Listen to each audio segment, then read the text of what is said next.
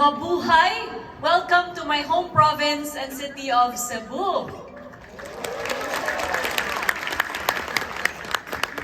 We are grateful that we are joined by those who have been our most steadfast partners in advancing Philippine tourism. We have Consul General Yim Jane Hyuk and Consul Kim Min of the Consulate of the Republic of Korea in Cebu. Governor Pamela Barrecuatro of Cebu, represented by Provincial Tourism Officer Ms. Rowena Montesilio. Mayor Nestor Archival of Cebu City, represented by Tourism Officer Ms. Ann Vestil. Mayor Jerome Lebrando of the Municipality of Bajan. And other officials from the various local government units of Cebu and the rest of the country. We are also joined by our fake history. For the very first time, our nation gathers to honor our tour guides. The first faces our tourists see, the last voices that they hear and remember, the storytellers who give life to the soul of the Philippines. I will never forget meeting one of our beloved tour guides, Ma'am Yolanda Abukay Wong. I met her here in Cebu. For 45 years, or nearly half a century, Ma'am Yoli guided visitors throughout our islands. Rain or shine, in joy or in hardship, she never stopped. Kung binisayon pa, bisan pa man, sa kalisod, sa kinabuhi, uwan, init, sa kalipay, o sa kalisod, walay hunong ang iyang trabaho, isip usa ka tour guide. Hindi ko makalimot sa iyang gingon ako. Kadtong nagkita mi dinhi sa Cebu. Ningon siya, as long as there are stories to tell, I will remain a tour guide. Ma'am Yoli has since passed away, but her words remain. She showed us that tour guiding is not just work. It is love for country and pride of place exemplified. May her life inspire every one of us, and may her story live on in all who take up this calling. To all of our guides, from Luzon, asa man ang mga taga-Luzon? Clap! Saan yung mga taga-Luzon? From Visayas! From Mindanao! You are the voice of the Philippines. Kamu ang tingog sa Pilipinas. I have met thousands of you as I have traveled across this vast expanse of our country. In less than 3 years, nabisita na nato ang tanan rehiyon sa Pilipinas. And I have seen in each and every one of you nothing but excellence. I have seen your patience. I have seen your humor, your knowledge, your warmth, your pride, your love, your compassion.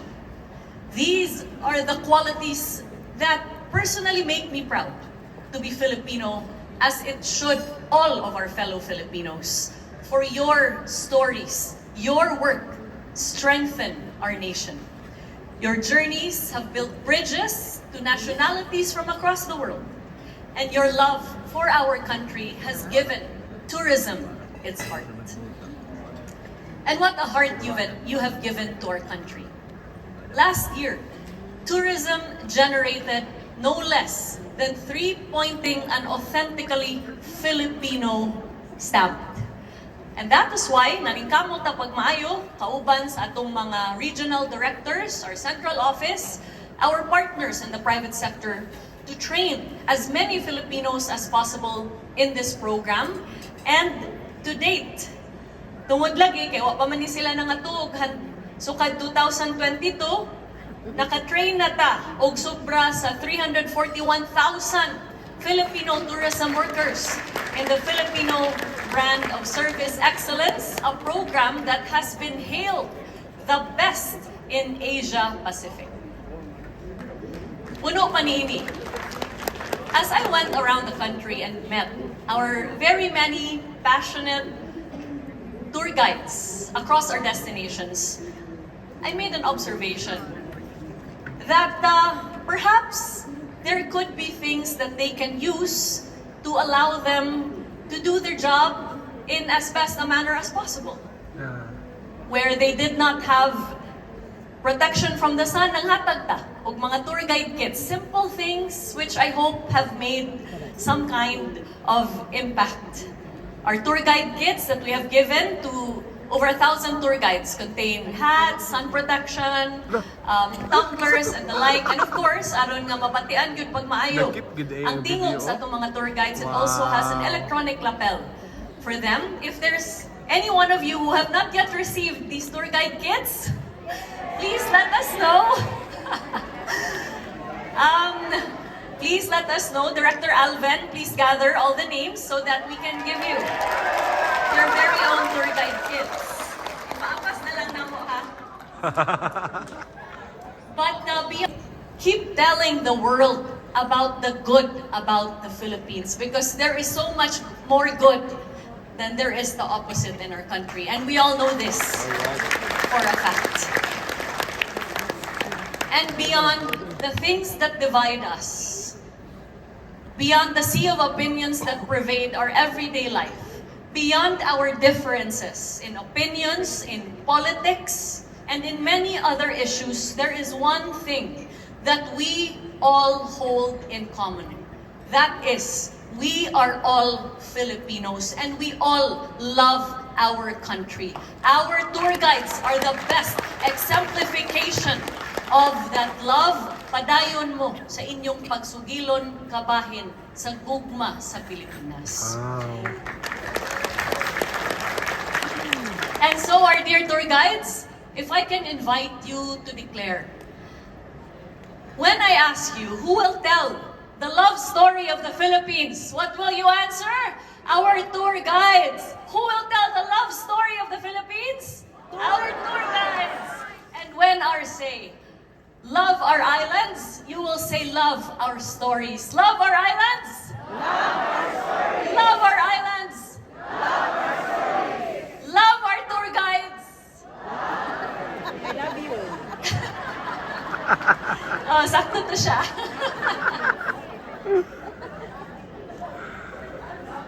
Mga pinalangga kong tour guides, my beloved tour guides, my time as your secretary will one day come to an end. Our president's term will end in less than 3 years. But when history looks back at this time that we've had together, I sincerely hope, and let it be said, that this was the time when our tour guides were finally given their rightful place in Philippine tourism. And so I will leave you with this. As long as there are tour guides to tell our stories, the Philippines will never lose its voice.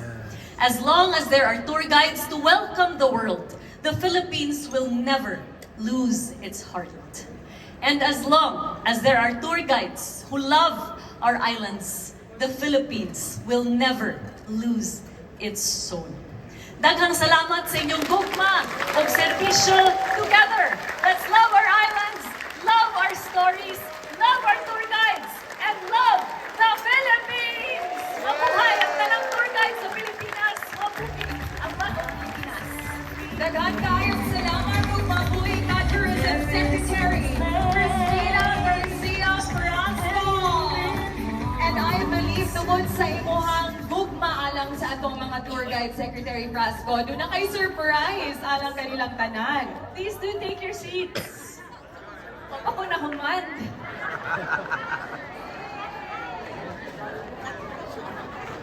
Nalipay mo sa raffle kanina? Masaya po ba kayo sa raffle kanina? You know, ang ato ang mga partners no sa tourism industry, our airline partners, our hotel, resort and accommodation partners, I'm so touched by their generosity, by showing their own love for our tour guides as well. Ato silang pakpakan. Pala ka, wow! Bala? Ako rin sa pakita sa mga. Lapag kay Mablos, oh!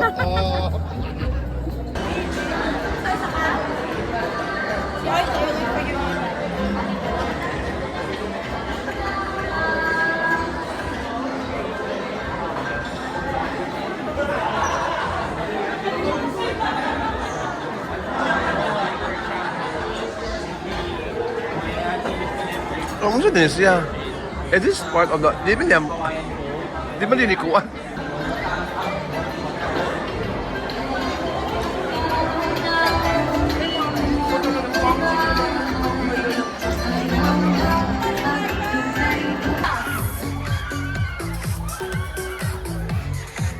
From Region 7 again, Christian Desser Belanito. As to your nearest TESDA regional office or provincial offices in your vicinity. Thank you. Thank you, sir. What about from DTI? Yes, sa DTI po, we are present no across all regions, 17, 18, including BARM, ano? Also Meron din TESDA. kaming NTID daw, no? Tapos, bukod sa nabanggit po negosyo centers na 1,308 no, negosyo centers nation. Wala kayong mabayaran. No? Walang mabayaran ang mo-avail. So I will give priority and I will also seek guidance from our TESDA Secretary, Kiko Benitez, on this one. No? That all regional office will prioritize our accredited DOT tour guides. Thank you. Palakpak naman dyan. From DTI, please. Yes, sa DTI po, gaya na bagit ko kanina, libre po lahat ng mga programa namin, ano po. Ngayon, for special requirements, kasi iba-iba ang programa, di ba? So may iba-iba siyang eligibility requirements, no? Like, halimbawa, kung maglo-loan ka, syempre may mga... TESDA and CHED, we have now this harmonious relationship, no? So, yung tour guides natin, pag mayroon kayong NC2 or NC3, that is stackable sa inyo. Stackable, when I say stackable, if you plan to proceed or to take up other qualifications in TESDA, mag-credit yun, no? Then we have now the law, the PCTS, the Philippine Credit Transfer System. So ating tour guides, never stop learning. Hindi lang ka tour guides, you could proceed higher education, you could avail with our TESDA diploma programs. We have a 3-year diploma programs. And yung mga tour guides naman na hindi pa mo qualify, we have naman DepEd, no? Through ALS, no? Yung tulungan kayo. So with that, thank you so much no, for the invitation here, and I hope the second Philippine Tour Guide Summit would still be in Cebu, and TESDA could provide here some booths no, for referencing to our tour guides. No? And again, congratulations to the organizers. Thank you. What about DTI? Yeah, sa mga tour guides po natin, siguro isang ano ko sa inyo, request is yung ano, you promote also our Philippine MSME products. I'm sure you are very familiar with the souvenir shops and mga MSME products, and talaga namang there are stories behind those products. If you can really highly promote those industries, our MSMEs, then siguro madadagdagan yung ating micro, small, and medium enterprises in the country. For all you know, 99.6 of our MSMEs are only in the country now. That's around only. In fact, regional lead assessor. And I know na meron dito sa amin, mga kasama ko, na mga regional lead assessors. Dalawa po yung tanong namin. Merong NC2 and NC3 po, pero hindi DOT accredited. Ang mangyayari po, kapag nag-take ba ng NC2 and NC3, competent po, pwede ba daw ma-accredit to DOT? Yun. Second, may mga regional lead assessors po tayo from other regions na wala pong TM and we are required to multiply. Paano po yun? Ano pong mangyayari sa kanila? Kasi wala naman po silang TM and required po sa pagiging assessor is TM holder level 1. Ano pong mangyayari sa kanila? Meron po bang free na training para sa kanila para in order for them to acquire TM level 1? Like scholarship daw po. Thank you. DOT, please. Yung first question, no? Currently, no, yung bagong labas na standard, no, yung sinabi ni Yusek Rica kanina na MC 2021-002, no? Yung pathways noon, no? isang TESDA NC2, isang DepEd High School 137A ang kailangan. Yung isa ay CHED, no? Yung BS Tourism, for example, na merong 3 units na Tour guiding. tour guiding course. Pero dapat nakalagay doon tour guiding course in the transcript of records. At yung pang-apat, yung DOT accredited na learning institution, no? Supposedly, meron pong PTG QualX, no, to gauge the products of all of these 4 pathways, no, in order to become a Philippine tour guide, no. Unfortunately, no, we are still having challenges with regard to carrying out the Philippine tour guide qualification examinations, kaya nagpalabas po ng interim guidelines on accreditation, no, for that, no, and that covers current accreditation guidelines for all those 4, no. So yun po ang 4 na tinatanggap, no, for tour guides, and unfortunately for specialist tour guides, no, we are fortunately for specialist tour guides, we now have to determine the demand, no, on whether to, for example, call on associations to verify the veracity. Kasi nga doon sa one of the qualifications is that it should be vetted upon by one of the organizations, no, related to that particular specialization. So yun po ang current status po ng ating accreditation for tour guides, no. Yun po. Thank you so much, Director Veer. Test a copy of the memorandum circular engaging or directing, no, the government agencies to help promote the Philippines as an maritime and archipelagic nation. I suddenly thought, how can DOT be a part of this, contribute meaningfully, no, to this? And kanina sa first panel session, merong question, how would tour guides handle sensitive questions from our foreign guests? And alam naman natin ngayon na ang one of the sensitive topics, no, is really about the West Philippine Sea.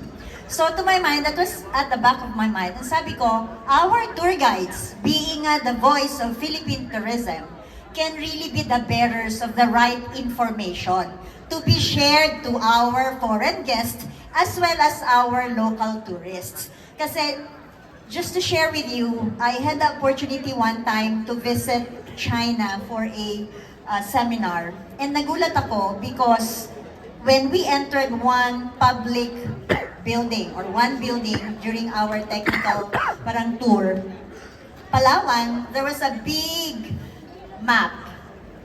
And our very dear Palawan was part of that map. So sabi ko, nasa mapa nila, no? Diba? Parang that's how they communicate to their guests, to their nationals, kung ano yung kanila, yung meron sila. So, doon ako nagkaroon ng idea that starting, and I've already met some of our tour guide trainers yesterday, that we would be updating the tour guiding module both for the CTG and the regional tour guides para mag-integrate ng, sabihin nating script or spiel about itong topic na to. No, so that when you are being asked, you just relate the right information, clarify any confusion or yung mga negativity, no, para mas ma-appreciate ng ating mga guests, foreign guests, as well as ng ating mga kapwa Pilipino kung ano yung the essence and the value of the West Philippine Sea to our country and to all Filipinos. So we will be, you know, in the coming months perhaps there will be sessions perhaps as part of your continuing education, again, activities, no, mga short sessions to bring this to you, yung right information, and for new RTGs and CTG trainings, naka-integrate na yon dahil we will actually be coordinating with this Office of Maritime Concerns to get from them the right information to be shared to you, which you will also be sharing to your guests. So that's why we really introduce this topic to you this afternoon. So maraming salamat for appreciating. Maraming